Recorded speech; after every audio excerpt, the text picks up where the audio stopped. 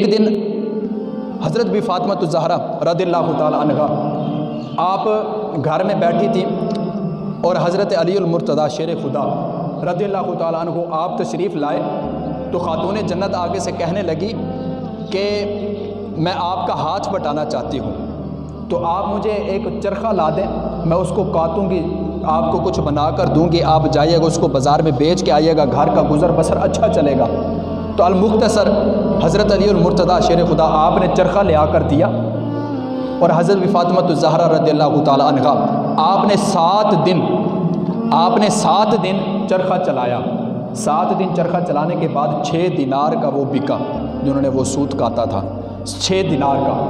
جب وہ لے کر آئی تو حضرت بی فاطمہ الزہرا رضی اللہ تعالیٰ عنہا آپ نے لکھ کر دیا، سامان کی لسٹ بنا دی کہ یہ سامان لے کر آئیں بازار سے۔ حضرت علی المرتضیٰ شیر خدا آپ جب بازار میں جا رہے تھے تو ایک مانگنے والا آ گیا اور کہنے لگا کہ اے علی، ہر دروازے سے ٹھکرایا گیا ہوں، سب نے یہ بتایا ہے کہ ایک دروازہ ایسا ہے وہاں پر جا کے سوال کرو کہ خالی نہیں لوٹو گے۔ تو حضرت علی المرتضیٰ کہنے لگے بتا تیری کیا پریشانی ہے، مسئلہ کیا ہے؟ تو وہ بندہ کہنے لگا کہ میں نے کسی کا ادھار دینا ہے، اس نے کہا اگر آج مجھے پیسے نہ دیے تو میں تجھے قید کر لوں گا۔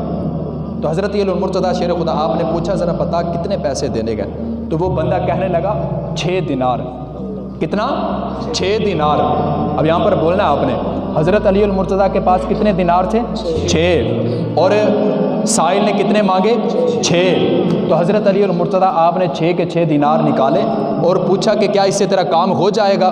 تو وہ بندہ کہنے لگا ہاں جی ہو جائے گا۔ تو حضرت علی المرتضیٰ آپ نے 6 دینار نکالے اور اس سائل کو دے دیے۔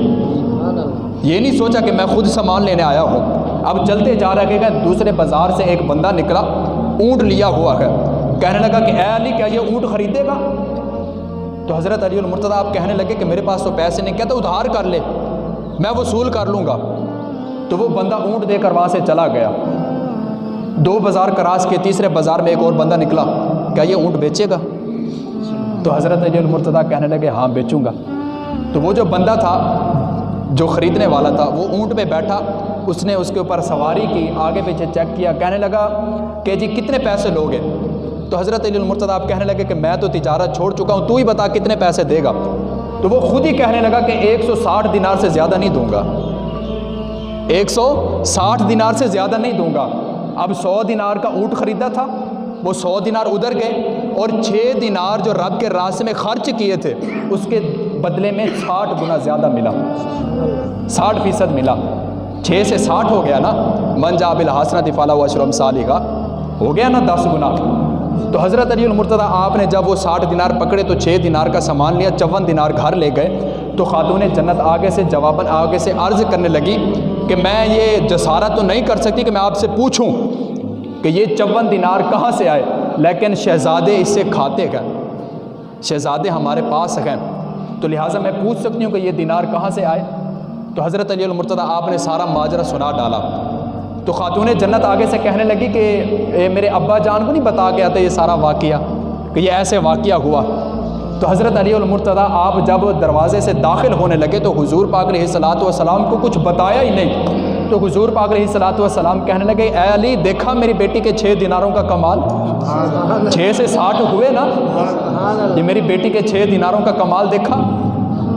تو پھر میں آگے بتاؤں کہ وہ اونٹ کون لے کر آیا تھا اور لینے والا کون تھا؟ تو حضرت علی المرتضیٰ پوچھنے لگے جی یا رسول اللہ بتائیں کون دینے والا تھا اور کون لینے والا تھا؟ تو حضور پاک علیہ الصلوۃ والسلام نے ارشاد فرمایا کہ اے علی جب تو نے 6 دینار رب کے راستے میں صدقہ کیے تھے، اس کو دیے تھے سائل کو، اس وقت عرش پر بیٹھا، عرش الہی، حضور پاک علیہ الصلوۃ والسلام بیان کر رہے ہیں کہ اللہ رب العزت نے آسمان سے میکائیل کو بھیجا کہ جا علی کو اونٹ دے کر آ، پھر جبریل کو بھیجا کہ اے جبریل جا علی سے وہ اونٹ خرید کر لے آ۔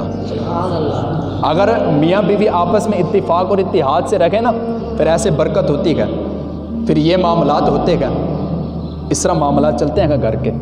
اگر آپس میں اتفاق اور اتحاد ہو جائے تو گھر جنت بن جاتا ہے۔